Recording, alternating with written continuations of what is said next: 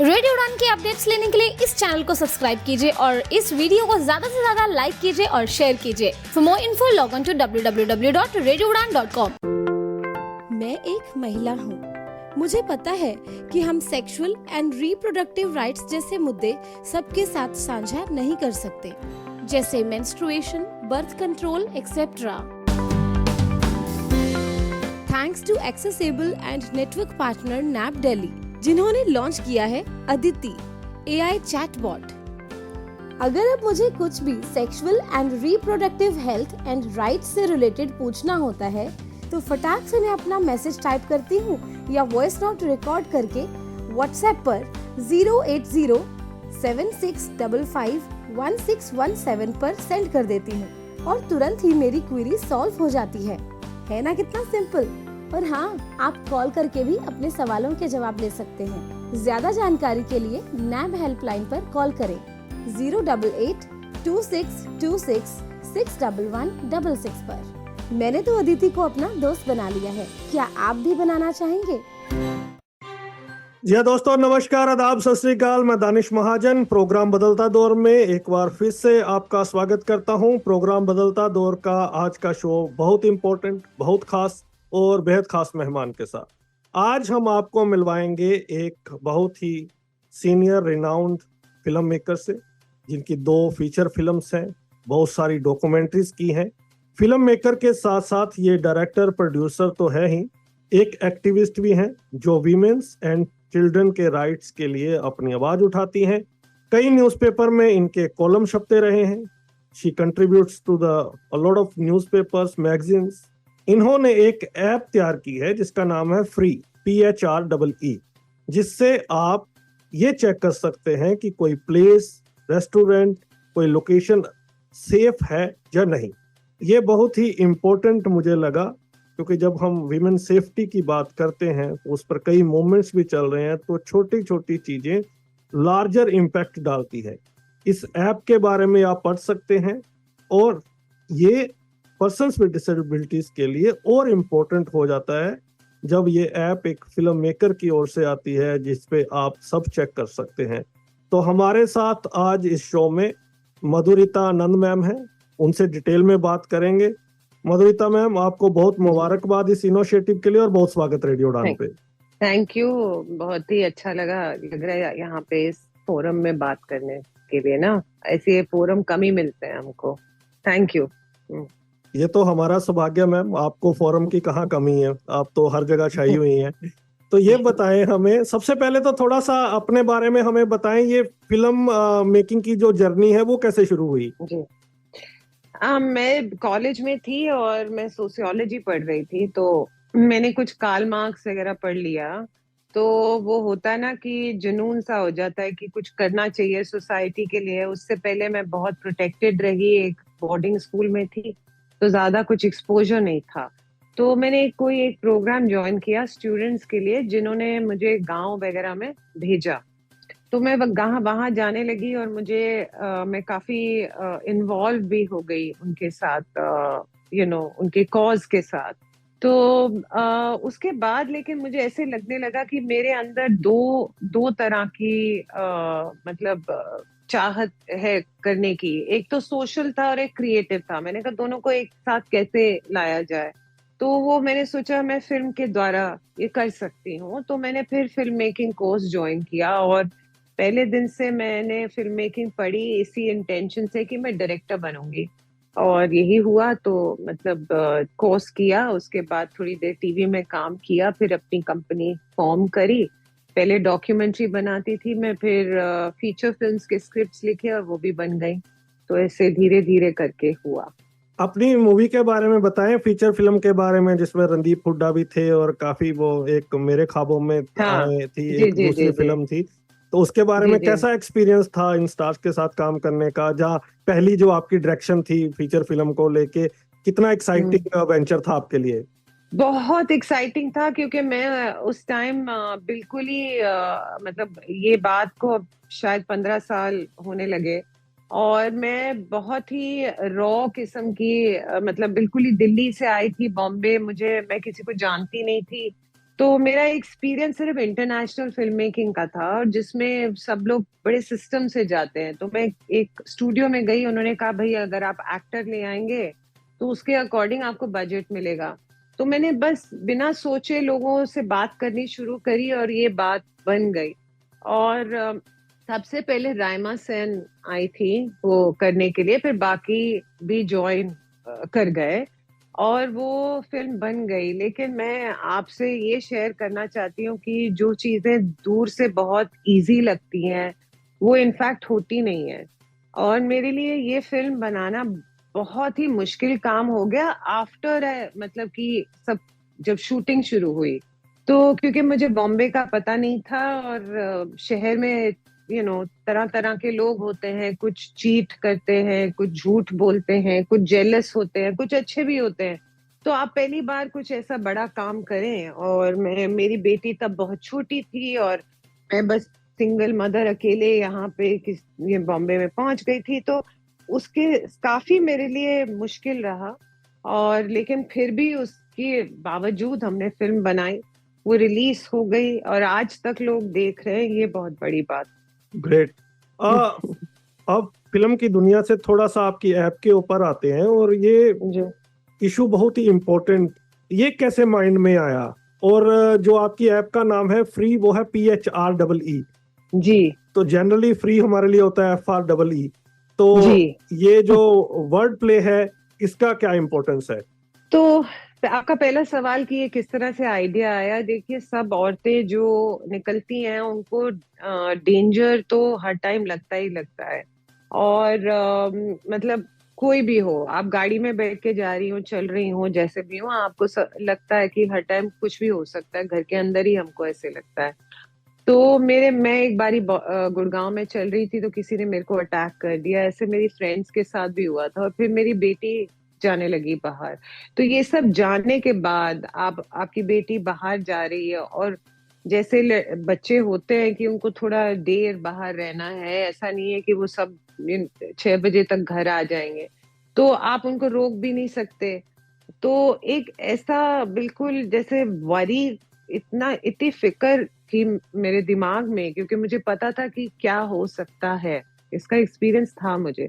तो उस टाइम पे अब आप भी जानते हैं, मैं भी जानती हूँ कि हम हर चीज की रेटिंग देखते हैं, कुछ रिव्यू रेटिंग देखते हैं। जैसे रेस्टोरेंट हो गया, अमेजोन में कुछ खरीदना है, कुछ गूगल में देख लिया, कहीं पे भी रेटिंग रिव्यू देखते हैं। तो मैंने रेटिंग्स रिव्यूज देखनी शुरू करी कि ये लड़कियां जा कहाँ रही हैं और ये कौन सी जगह है। उसमें सब मेंशन था कि खाना कैसा है, एम्बियंस कैसा है, सब, लेकिन सेफ्टी के बारे में एक चीज नहीं। तो ये मुझे एक तरह से ठेस लगी कि ये कैसे हो सकता है कि कि आपको हर चीज इम्पोर्टेंट है लेकिन सेफ्टी नहीं है। तो तब मेरे को ये दिमाग में बात आई, और मैंने पहले दूसरों से कहा कि आप ये करिए। फिर मुझे ये लगा कि अगर कोई भी चीज कामयाब करनी है तो वो बिल्कुल ही मतलब आपके दिल से आनी चाहिए, नहीं तो वो लॉन्ग रन में चलती नहीं है। तो फिर इसीलिए मैंने शुरू किया। और फ्री, आप पूछ रहे फ्री क्यों? क्योंकि मैंने सोचा कि एक तरह की जो फ्रीडम होती है, या एक तरह का जो फ्री फीलिंग होता है जब आप सेफ फील करते हैं, वो बहुत अलग फीलिंग है। आपने भी शायद महसूस करी हो, जो सुन रहे हैं वो भी महसूस करी होगी। किसी के पास आप जाके बैठते हैं तो आपको लगता है सेफ है, वो एक बहुत ही गुड फीलिंग है, एक बहुत ही जैसे पॉजिटिव, और एक ऐसे इमोशन होता है कि पूरी दुनिया अच्छी है, ऐसे लगने लगता है, एक बहुत पॉजिटिव फीलिंग। तो मैंने कहा इसके लिए भी एक शब्द होना चाहिए, और इसीलिए मैंने PHRE फ्री, ये उस तरह की फ्रीडम है जहाँ पे आपको बहुत ही सेफ लगता हो, कि एक फीलिंग ऑफ वेल बीइंग, एक शांति तरह से। अब ये जानना चाहता हूँ, दो सवाल मेरे। एक तो ये है जी कि इस ऐप के बनने के बाद किस तरह का रिस्पॉन्स लोगों का आया, और जी क्या फीडबैक रहा लोगों का। दूसरा, एक लार्जर पर्सपेक्टिव में एक चीज जानना चाहता हूँ कि ये जो विमेन सेफ्टी का इशू है, दैट जी is connected more to the mindsets rather than place. Yes ये कहीं यस भी हो सकता है, कोई भी कर सकता है, इसके लिए कोई जी प्लेस डिफाइन की जरूरत नहीं है। ये जो फिल्थी जी माइंडसेट है, ये उसका जी खेल है। जी तो how does your app is relevant in that scenario? तो पहला तो ये है कि जैसे ही ये ऐप निकली तो बहुत अच्छा रिस्पॉन्स आया। लोगों ने फटाफट डाउनलोड किया और फटाफट लोगों ने रेट करना शुरू कर दिया, क्योंकि इस चीज की बहुत जरूरत है। तो इनफैक्ट हमने आज तक मार्केटिंग में कोई पैसे नहीं लगाए हैं, एक भी पैसा नहीं लगाया है। जो भी आज तक हुआ है ये बिल्कुल वर्ड ऑफ माउथ, ऑर्गेनिकली, और जैसे आप जैसे लोग इसका प्रचार अपनी तरफ से करते हैं एक तरह से, तो ठीक है। उस वो ही हमारा रूट है। हम कोई, क्योंकि पहली जब आप सेफ्टी की बात करते हैं उसके साथ ट्रस्ट, जो आपने पहली बात कही, तो मुझे ऐसे लगा कि हम बहुत सारे पैसे लगा के बड़ी बड़ी होर्डिंग लगा दें तो उससे ट्रस्ट नहीं बनता है। ट्रस्ट तब बनता है जैसे आप अपने किसी फ्रेंड को बताएं या कोई लड़की अपनी सहेली को बताएं, तो तब बनता है। तो हम चाहते हैं कि ये जैसे नीचे से लेकर, मतलब ग्राउंड लेवल से ऊपर हम सिटी को देखें। माइंडसेट जो है ना, माइंडसेट का जो एक एक चीज मैं आपको बताती हूँ, और आप भी इस चीज को बहुत अच्छे से समझ पाएंगे कि लोग जो हैं वो ये जो गंदी हरकतें वगैरह करते हैं तभी करते हैं जब उनके पास एक कोई अकाउंटेबिलिटी ना हो। तो जैसे कि आप अगर कहीं बैठे हैं, आराम से बैठे हैं, अगर किसी ने आपसे बदतमीजी करी और उसको पता है कि इसके बाद कुछ इसका फॉल बैक होगा, या इसके बाद मेरे साथ भी कुछ ऐसा होगा, तो वो शायद रुकेगा। जैसे कि आदमी जब घर पे होता है तो अपनी वाइफ को कुछ भी बोल सकता है, लेकिन वो उसमें से एक भी शब्द वो जाके अपने बॉस को नहीं बोलेगा। सीधी बात है, क्योंकि उसको बिल्कुल। पता है कि, है ना, क्योंकि उसको पता है कि बॉस ने उसको निकाल देना है, उसका कॉन्सिक्वेंस होगा। तो क्या हुआ, जब रेटिंग्स और रिव्यूज शुरू हुई, ये कॉन्सिक्वेंस एक बहुत ही इंटरेस्टिंग चीज हो गई। औरतें या डिफरेंटली एबल्ड लोग या जो भी है, जितने वानरेबल ग्रुप्स हैं, जब भी वो पहले टैक्सी में बैठते थे, वो कोई भी कुछ भी कर सकता था, बोल सकता था, हमको हमारे अभी कोई कंट्रोल ही नहीं था, कुछ नहीं कर सकते थे। फिर आई उबर, उसमें होता है ड्राइवर की रेटिंग होती है। अब ड्राइवर खुद कहता है कि प्लीज मैम, अगर आपको अच्छा लगा हो तो आप रेटिंग लगाइए। एक पूरी एक एक एक बिल्कुल ही 180 डिग्री चेंज हो गया, सिर्फ इससे कि एक अकाउंटेबिलिटी हुई। तो ये जो आप रेटिंग्स की हम बात कर रहे हैं, इसके दो तरफे एक वो है बेनिफिट्स। एक तरफ है कि चलो आप बाहर जा रहे हैं, आप जानना चाहते हैं ये जगह सेफ है कि अनसेफ है, ये एक हो गया। पर दूसरी तरफ ये भी है कि अगर मेरी दुकान या मेरी शॉप या मेरी रेस्टोरेंट या जो भी, उसको अनसेफ आपने मार्क कर दिया, तो लोग आने बंद हो जाएंगे। मेरे को डर लगेगा कि मैं नहीं चाहती हूँ कि लड़कियां आना बंद करें मेरी जगह, तो वो मैं उसको बदलने की कोशिश करूंगी। और हमारा जो फ्री का जो एक ऑब्जेक्टिव है, वो ये नहीं है कि हम आपको ऐसे फिंगर पॉइंट करना नहीं चाहते, हम चाहते हैं कि आप सेफ्टी को एक कंसर्न बनाएं। अब आप डिफरेंटली एबल्ड लोगों की बात करते हैं, तो कितने साल ये कैंपेन चला कि आप स्पेसेस को make them accessible to the differently abled. बड़ी कैंपेन हुई आपकी, उसके रिजल्ट्स निकले। आज क्या है कि आप कोई भी बिल्डिंग बनाएं, आपको रैंप बनाना पड़ेगा। जैसे आपने अभी जो भी आप टेक्नोलॉजी बनाएंगे, आप उसको डिफरेंटली एबल्ड एक्सेसिबल बनाएंगे, क्योंकि ये एक आपने फैक्टर बना दिया। विमेन सेफ्टी को लेकर ऐसा कुछ नहीं हुआ है, कुछ नहीं हुआ है। विमेन सेफ्टी का आपने कानून बना दिया, उसके बाद जो जजमेंट देता है या जो वो केस लड़ता है उस पे है। सोसाइटी का इसमें कोई रोल नहीं है, एक्चुअली सोसाइटी का ही रोल है और किसी का रोल ही नहीं है। लेकिन आप जो फिंगर पॉइंट करते हैं इंडिविजुअल्स पे। अब एक इतना बड़ा हादसा हुआ दिल्ली में, वो जो 4 आदमी थे, आपने उनको हैंग कर दिया, खत्म हो गई ना आपकी बात। एक ने तो सुसाइड कर लिया, रेप रुका नहीं रुका, क्योंकि आपने क्या कहा, अरे ये लोग गंदे हैं, हम तो अच्छे हैं ना, हम तो सब अच्छे हैं। लेकिन ऐसा कुछ नहीं है, सभी कल्पेबल हैं, सभी ने कुछ किया है कि ऐसी गंद मच रहा है हमारे यहाँ पे। क्या आप आदमी होके औरतों के बारे में कैसे बात करते हैं, ये आप देखते हैं। आप औरत रूम में बैठ के दूसरी औरतों के बारे में कैसे बात करती हैं।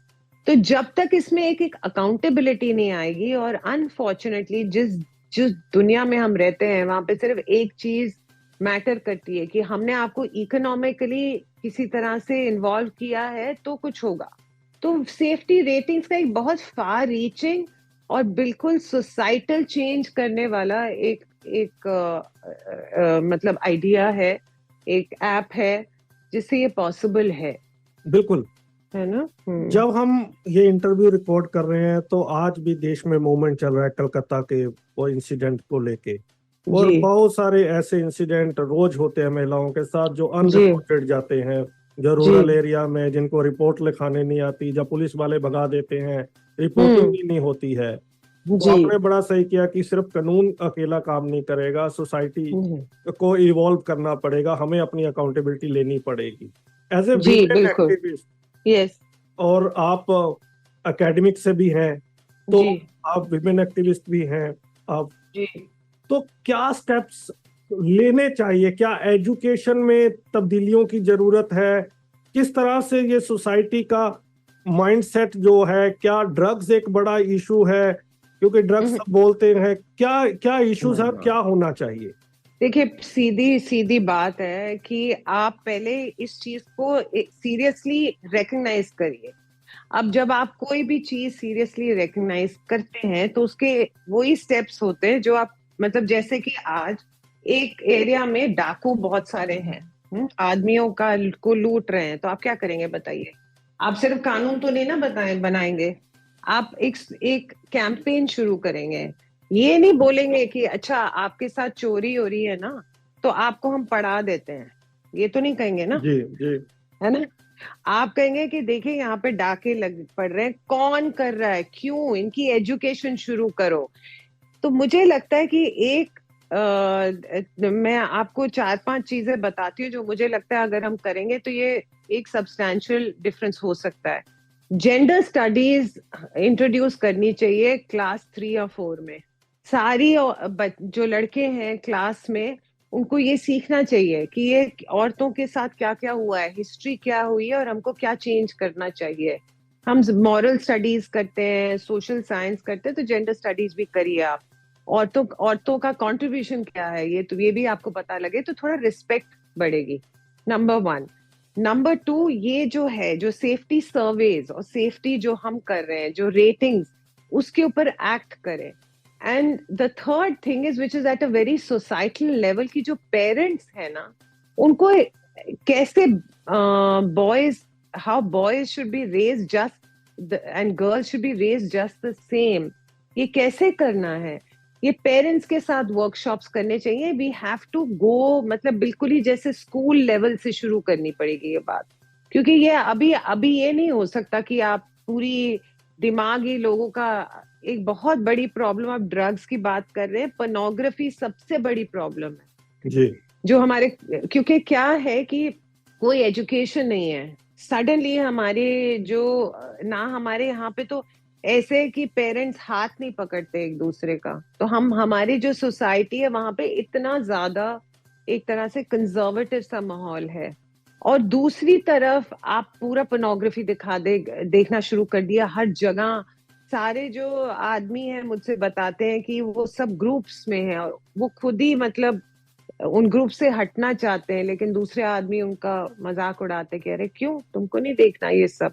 तो अब आप पोर्नोग्राफी को बंद तो नहीं कर सकते क्योंकि वो हर व्हाट्सएप में पहुंच चुकी है। तो आप प्लीज उनको एजुकेट करिए, बताइए कि जो आप देख रहे हैं वो एक कार्टून, जैसे कार्टून में एक बिल्ली जाके चूहे को मारती है या चूहा बिल्ली को मारता है, तो जिंदगी में तो ऐसा नहीं होता ना, ये एंटरटेनमेंट है भाई, ऐसा नहीं होता है।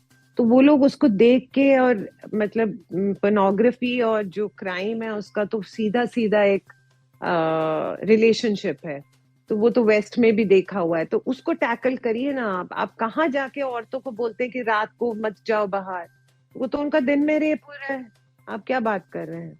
आप कहते हैं कि छोटे कपड़े मत पहनो, तो वो तो बुरखे में आप या पर्दे में आपने उनको कर दिया है रेप, क्या बात करते हैं आप। कोई औरत कुछ भी नहीं कर सकती है, जितना भी वो अपने आप को बचा ले, अगर आपने दूसरी तरफ लोगों के ऊपर, जैसे मुझे लगता है कि जो मैस्कुलिनिटी है, इंडियन मेन की जो मैस्कुलिनिटी है, उसमें बहुत बड़ा क्राइसिस चल रहा है फिलहाल।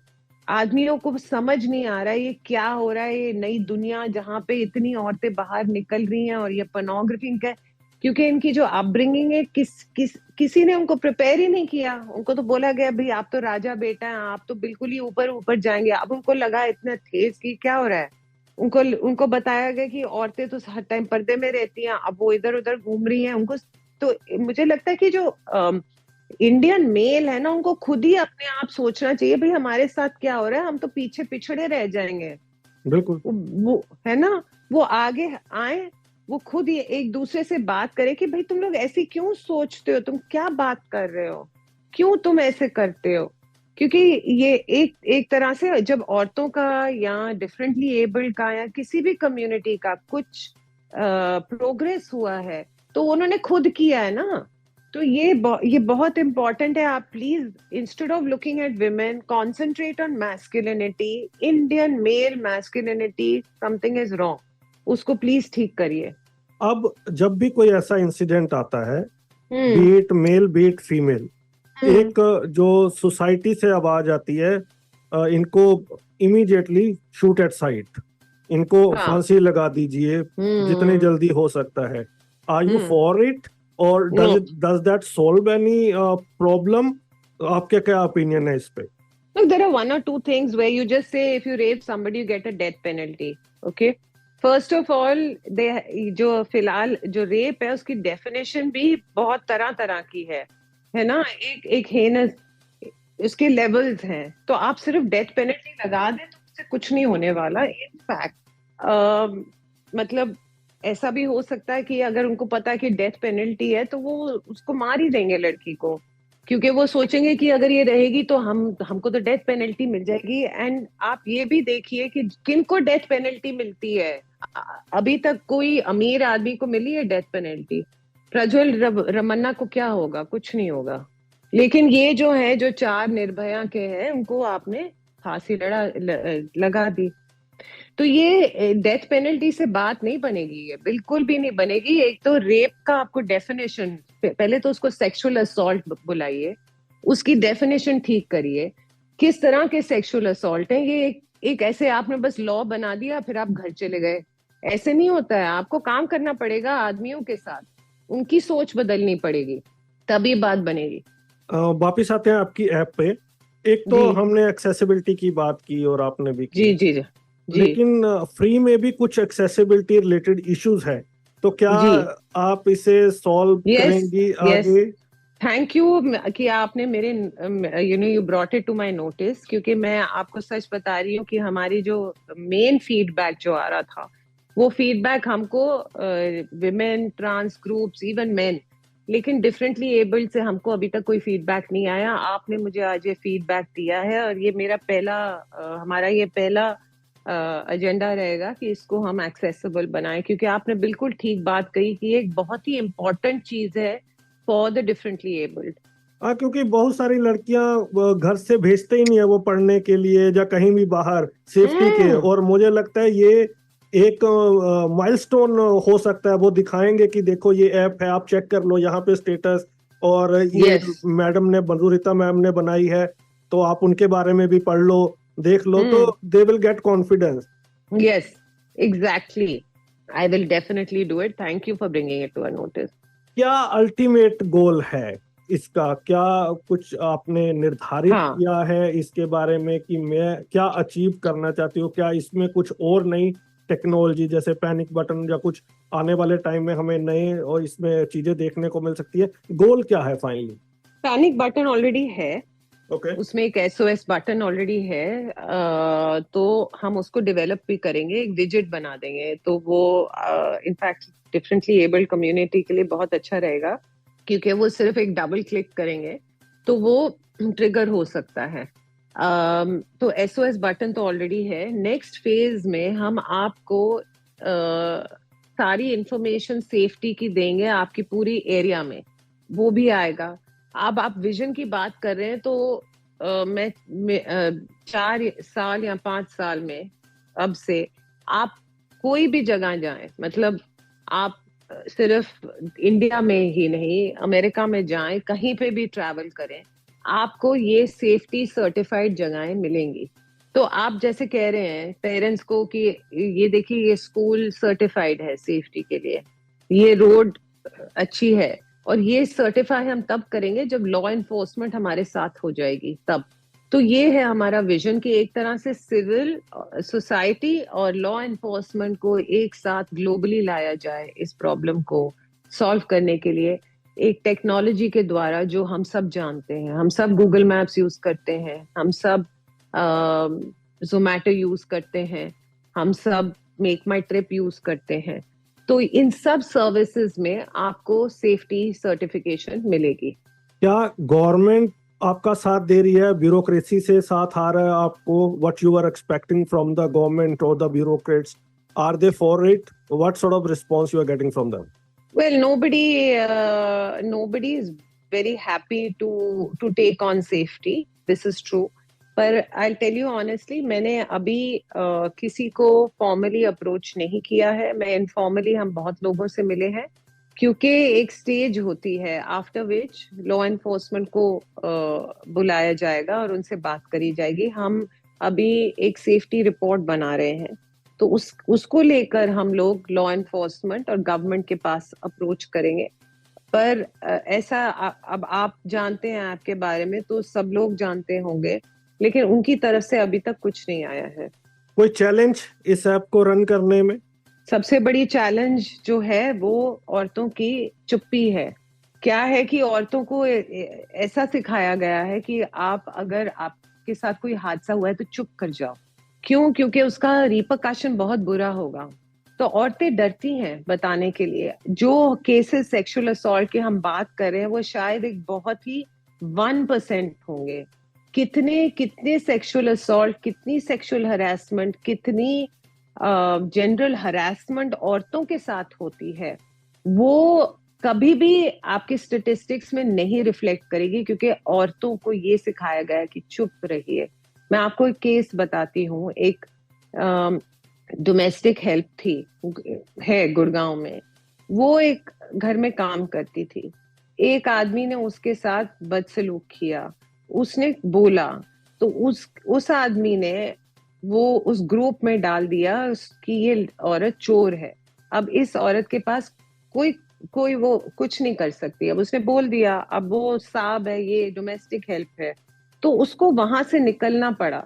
वो चुप रही, दूसरी जगह काम करने जाती है। वो चल के जाती है कि मुझे बता रही थी कि रोज रास्ते में एक आदमी फ्लैश करता है, मतलब अपने कपड़े उतार के उसको हरास करता है।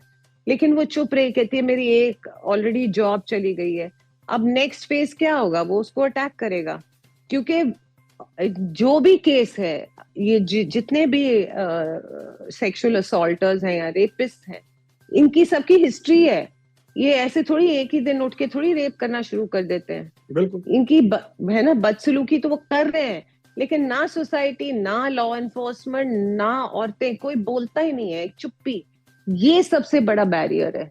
जिस दिन ये टूट गया, जिस दिन औरतों को एक कॉन्फिडेंस आ गया कि हम अगर बोलेंगे इसका कुछ पॉजिटिव परिणाम होगा, तो वो बोलेंगी।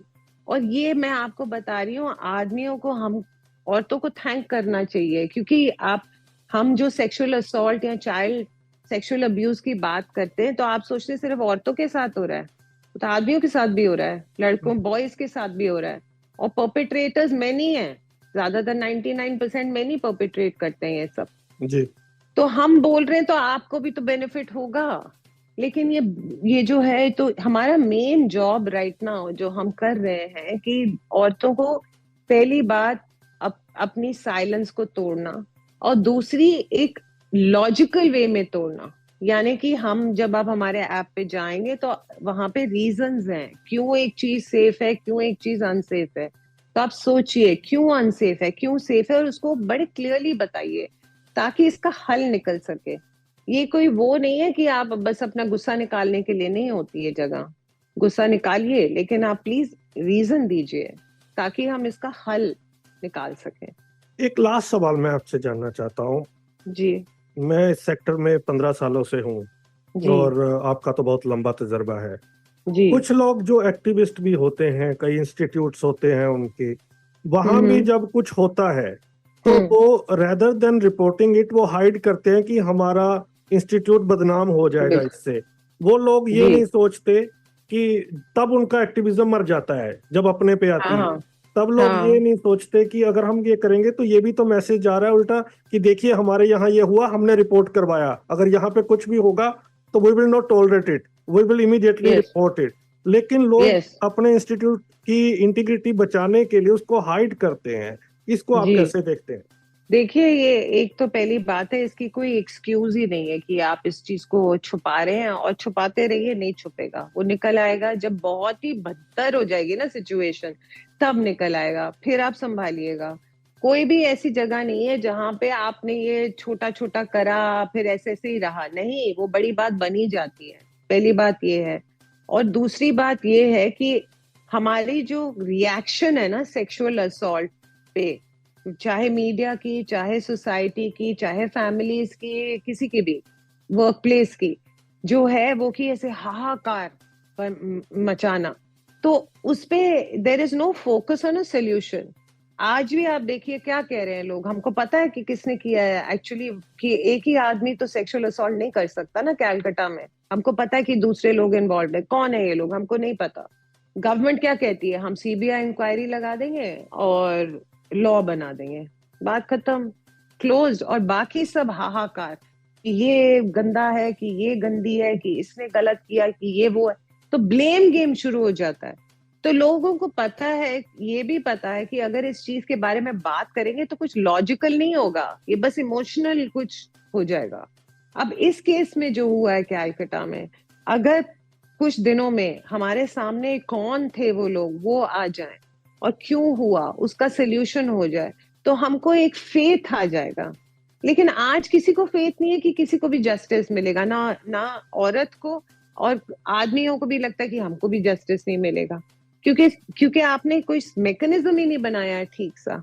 आपने सिर्फ मैकेनिज्म बनाया है कि थोड़ी सी कुछ, बहुत सारी, जैसे जब निर्भया हुआ तो हमने कितनी बात करी, कितनी प्रोटेस्ट करे, उन्हें लॉज बना दिया, अब हम लॉज पे ही देख रहे हैं कि भाई लॉज ठीक है नहीं है, हम वही अड़े हुए हैं, आगे कुछ हुआ ही नहीं।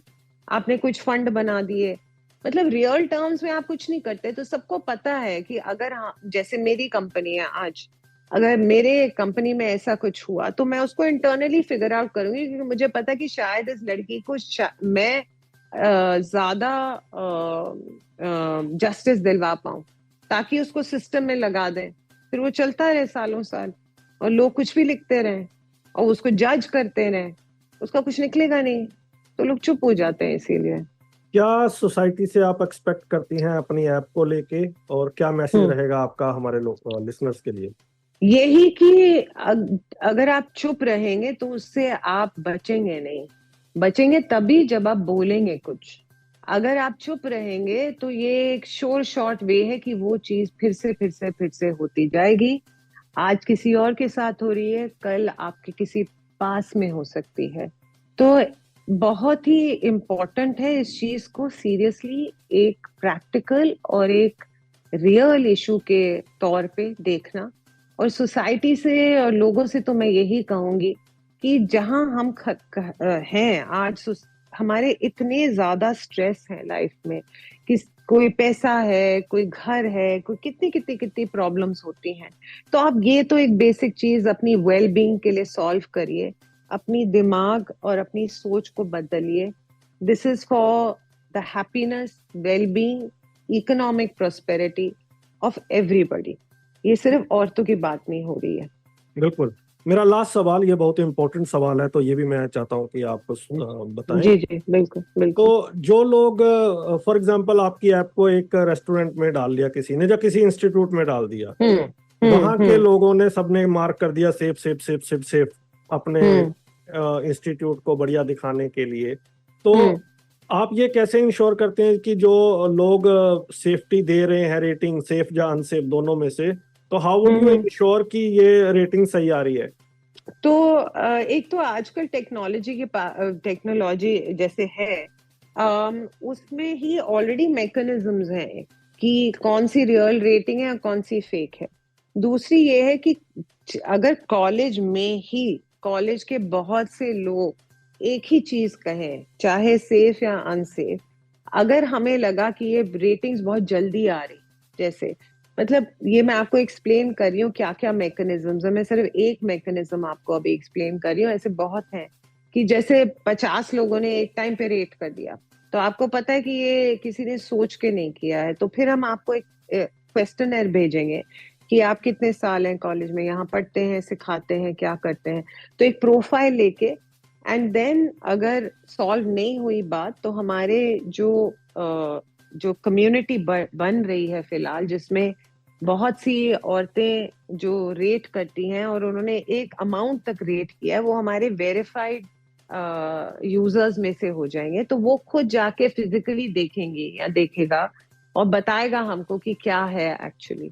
तो बहुत से मैकेनिज्म्स हमने ऐसे बनाए हैं और अल्टीमेटली जैसे मैंने बताया कि हम एक और सोर्स से उसको करॉबरेट करेंगे, कहीं और किसी और सोर्स से, जैसे लॉ एनफोर्समेंट ने कहा कि ये जगह सेफ है, यहाँ से कोई क्राइम रिपोर्ट बहुत दिन होगी, मतलब सालों से नहीं आई है, या ये जगह अनसेफ है, यहाँ से क्राइम रिपोर्ट्स बहुत ज्यादा आते हैं।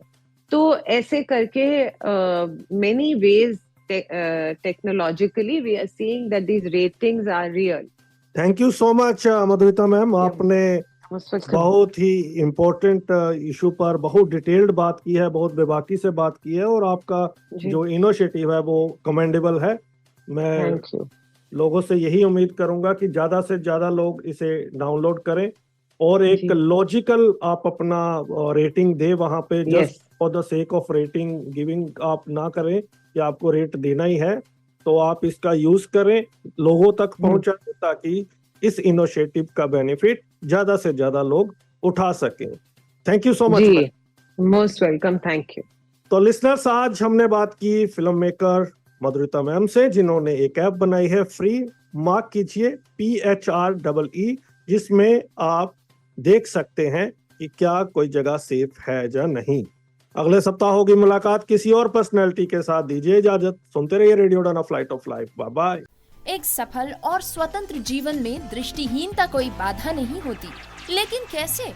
NFB कर्नाटक की मदद से। ये आपको देता है पर्सनल असिस्टेंस और ट्रेनिंग प्रोग्राम्स, जिससे आप महसूस करेंगे एम्पावर्ड और आत्मनिर्भर। NFB कर्नाटक की एड्स एंड अप्लायंसेस सर्विस आपको देती है एक उज्जवल कल के लिए आवश्यक उपकरणों तक पहुंच।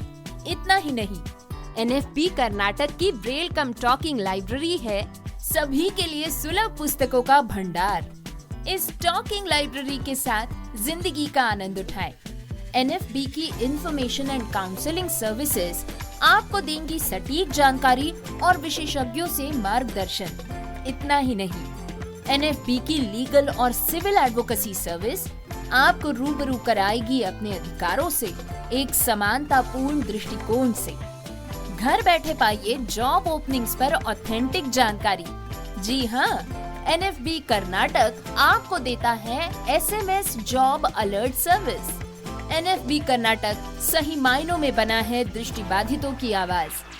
हम आवश्यक सहायता और सुलभ पुस्तकालयों से लेकर वकालत और करियर के अवसरों तक एक अधिक समावेशी समाज बनाने के लिए समर्पित है। आज ही हमसे संपर्क करें 08023484794 पर, या फिर आप कॉल कर सकते हैं 9916368800 पर। अधिक जानकारी और सकारात्मक बदलाव का हिस्सा बनने के लिए nfbkarnatak.org पर जाएं। NFB Karnataka, voice of the visually impaired.